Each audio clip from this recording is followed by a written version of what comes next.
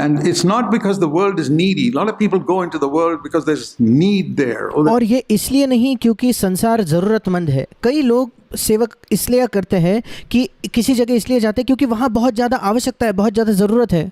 There are people out there who haven't heard the gospel. That's और लोग कहते हैं कि अरे वहाँ तो लोगों ने सुसमाचार नहीं सुना इसलिए मुझे जाना है। not why he said go and make disciples. पर यीशु ने ये कारण नहीं दिया कि इस कारणवश तुम जाकर शिष्य बनाओ, ऐसा नहीं कहा उसने।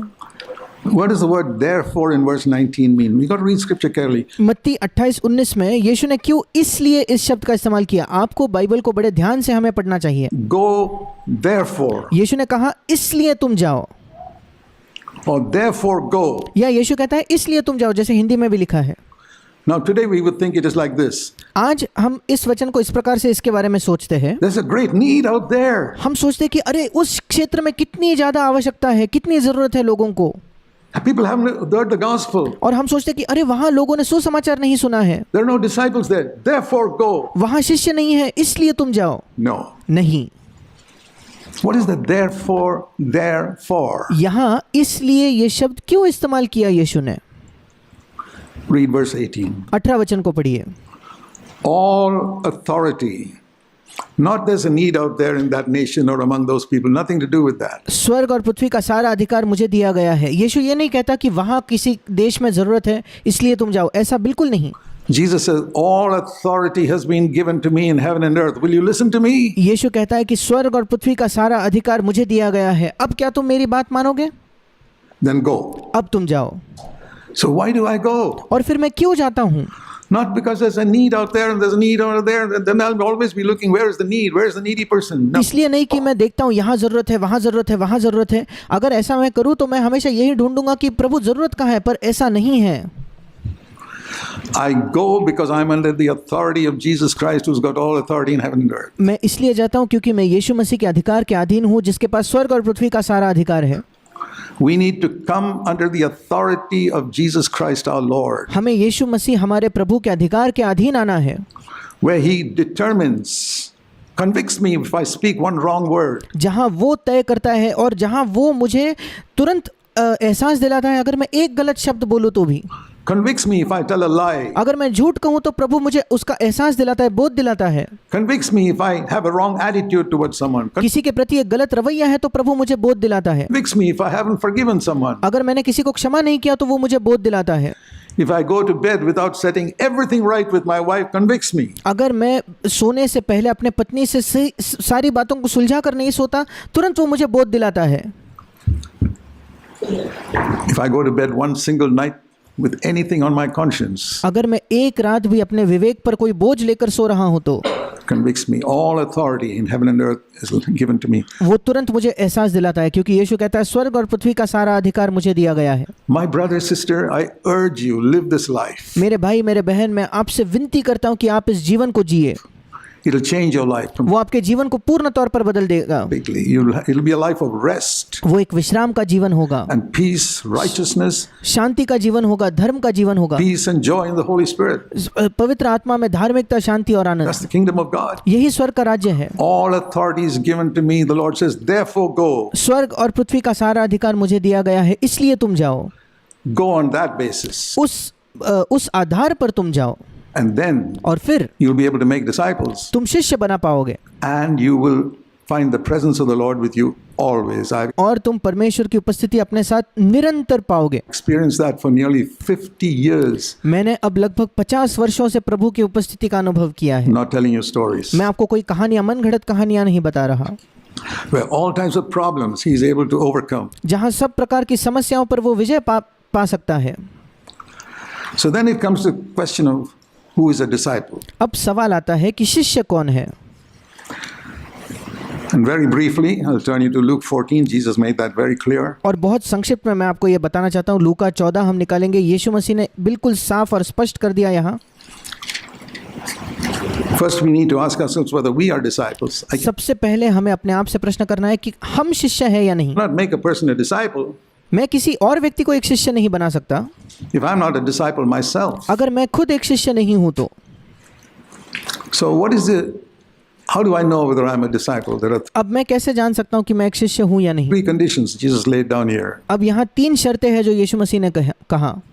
Luke 14, number 1, लूका 14 में सबसे पहली शर्त verse 26. उसका 26 वचन, If you come to me and you don't hate your father, mother, and you don't hate your wife, you don't hate your children, you don't hate your brothers and sisters, you cannot be my disciple. There's Yeshu no मसीह ने 26 वचन में कहा, यदि कोई मेरे पास आए और अपने पिता से घृणा न करे, या हिंदी में लिखा है अप्रिय न जाने, इंग्लिश में लिखा है घृणा न करे, तो अपने माता से घृणा न करे, नफरत न करे, अपने पत्नी से नफरत न करे, अपने बच्चों से, अपने भाइयों बहनों से नफरत न करे, तो वो मेरा चेला, वो मेरा शिष्य नहीं हो सकता। लूका 14:26। of a second class disciple. यहाँ कोई सवाल ही नहीं होता, कोई गुंजाइश ही नहीं रही है कि एक दूसरे श्रेणी का एक शिष्य हो सकता है, ऐसी कोई संभावना ही नहीं है।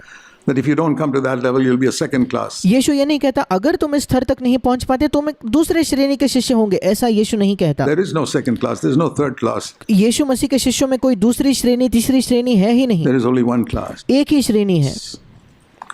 Now, what does it mean when it says hate? अब क्या मतलब है जब यीशु मसीह कहता है अपने इन लोगों से नफरत करना या उन्हें अप्रिय जानना? I remember when I first read it, मुझे याद है जब पहले बार मैंने इस वचन को पढ़ा था, he can't possibly be telling me to physically hate my parents or मैंने कहा कि मुझे नहीं लगता कि यीशु मसीह मुझे ये कह रहा होगा कि मैं शारीरिक तौर पर अपने माता पिता से नफरत करूं my wife or या अपने पत्नी से नफरत करूं children, because there are या बच्चों से, other passages which says honor your father and mother. क्योंकि बाइबल में दूसरे वचन है जहां प्रभु कहता है कि अपने माता पिता का आदर करो। There are other passages which says love Christ like Christ loved the church. दूसरे बाइबल में ऐसे शास्त्र भाग है जहां बाइबल हमें बताती है कि अपने पत्नी से वैसा प्रेम करो जैसे मसीह ने कलीसिया से प्रेम किया। So is it contradictory?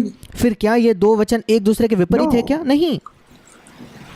So then as I meditated on it, I फिर जब मैंने इस पर मनन किया तो found it was in comparison with our love for Christ. मैंने पाया कि ये जो नफरत करना है ये मसीह के प्रति जो मेरा प्रेम है उसकी तुलना में यीशु मसीह ऐसा कह रहा है। That compared to my love for Christ, my love for my parents must be so little that is almost like hatred. कि मसीह के लिए जो मेरा प्रेम है उसकी तुलना में मेरे माता पिता के लिए मेरा प्रेम इतना कम होना चाहिए कि मानो वो नफरत की बराबर हो। And the illustration, I love illustrations because और उदाहरण जो मेरे मन में आया, मुझे ये उदाहरण या चित्र बहुत पसंद है, Jesus often spoke with parables. क्योंकि यीशु मसीह कई बार दृष्टांत देकर बात Very करता often था। when I read scripture, I try to find an illustration that helps me understand it perfectly. और कई बार जब मैं भी बाइबल को पढ़ता हूँ तो मैं किसी उदाहरण के बारे में सोचता हूँ जो मेरी सहायता करता है कि मैं सिद्ध तौर पर उस वचन को समझ पाऊँ।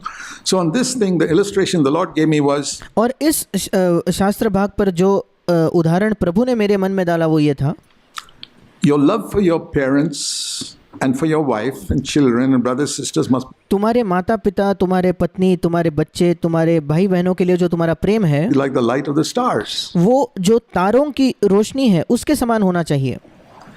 You know how bright the stars are? आप जानते हो कि तारों में बहुत ज़्यादा रोशनी होती है, वो कितने तेजोमय होते हैं। Every night you look up, you see the stars. हर एक रात में जब आप ऊपर देखते हो तो आप उन तारों को देख पाते हो, Light, light, light, light, light, light, और light. ज्योति ज्योति ज्योति ज्योति उसका प्रकाश आप देख पाते हो। It's there. हर दिन वो दिखता है। Love for your father, आपके पिता के लिए प्रेम, love for your mother, आपके माता के लिए प्रेम, love for your brothers. आपके भाइयों के लिए प्रेम, Sisters, बहनों के लिए children. प्रेम, बच्चों के लिए प्रेम। But then the next morning, the sun comes up. पर अगली सुबह जब सूरज उगता है, What's happened to the stars? तारों का क्या हुआ? They've disappeared. वो तारे सब गायब हो गए हैं। That's how I understood this verse. मैंने इस वचन को इस प्रकार से समझा है That the love for Christ becomes like the sunlight, so bright. कि मसीह के लिए मेरा प्रेम उस सूरज की रोशनी के समान इतना तेज है That it's almost as though my love for my loved ones is non-existent. मानो मेरे प्रियजनों के लिए मेरा प्रेम है ही नहीं उसकी तुलना में। It's not, it is there. The stars haven't disappeared, they're there. ऐसा नहीं कि मेरे प्रियजनों के लिए मेरे हृदय में प्रेम नहीं है, जैसे वो तारे गायब नहीं हो जाते दिन में, तारे हैं वहीं के वहीं, But they're nothing compared to love for the light of the sun. पर सूरज की रोशनी की तुलना में वे मानो कुछ भी नहीं है। That means my love for Christ is so supreme इसका मतलब मसीह के लिए मेरा प्रेम इतना सर्वश्रेष्ठ है that love for these other ones will disappear almost. What कि इन दूसरी चीजों का प्रेम मानो गायब हो is the जाएगा। result of that? और इसका परिणाम क्या है?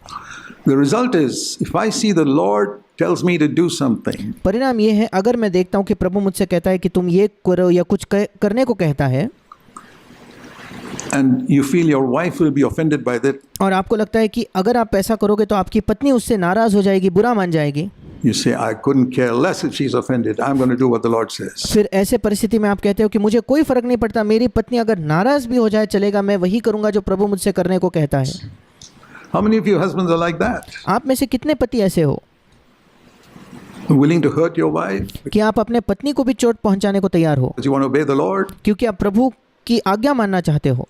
Willing to hurt your husband because you love the Lord? आप अपने पति को चोट पहुंचाने के लिए तैयार हो क्योंकि आप प्रभु की आज्ञा मानना चाहते हो? It's a high standard. ये एक बहुत ऊंचा स्तर, ऊंचा मापदंड है।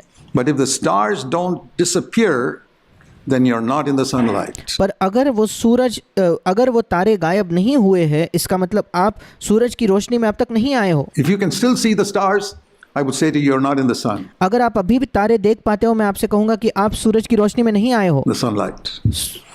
The mark of being in the sunlight is the stars have disappeared. सूरज की रोशनी में होने का चिन्ह ये है, प्रमाण ये है कि तारे गायब हो जाते हैं। The mark of being a disciple of Jesus and loving Jesus supremely is that यीशु का शिष्य होने का एक चिन्ह या प्रमाण, या यीशु से सर्वोत्तम प्रेम करने का, सर्वश्रेष्ठ बढ़कर प्रेम करने का चिन्ह ये है for everyone decreases considerably. कि उसकी तुलना में बाकी हर व्यक्ति के प्रति हमारा प्रेम कम है। My father wanted me to be the admiral of the Navy when he urged me to put me in the military academy. जब मेरे पिता ने मुझे मिलिट्री की एकेडमी में डाला, सेना की एकेडमी में डाला, तो वो उनकी चाहत ये थी कि मैं नौसेना का एडमिरल, सबसे ऊंचे पद पर पहुंचूं नौसेना में। And I did not consult my father when the Lord called me for his service 60 years ago. जब 60 वर्षों पहले प्रभु ने मुझे अपनी सेवकाई के लिए बुलाया, तो मैंने अपने पिता से सलाह मशवरा नहीं लिया। I just wrote a letter to him saying, Dad, I have put in my resignation मैंने उन्हें पत्र लिखकर कहा कि मेरे पिताजी, मैंने अपना इस्तीफा दे दिया है। to the naval headquarters. I'm leaving. मैंने नौसेना के हेडक्वार्टर्स को इस्तीफा दे दिया है कि मैं छोड़ रहा हूँ No नौसेना। more admiral. मैं इसके आगे एडमिरल नहीं बन सकता, सबसे ऊंचे पद पर नहीं पहुंच सकता। I'm giving up all my money. I'm going to serve the Lord. मैं अपना सारा पैसा दे देने वाला हूँ, मैं प्रभु की सेवकाई करने वाला हूँ। That's it. बस उतना ही। I didn't ask his permission. मैंने उनसे कोई ये नहीं कहा कि तुम मुझे ये करने की अनुमति दो।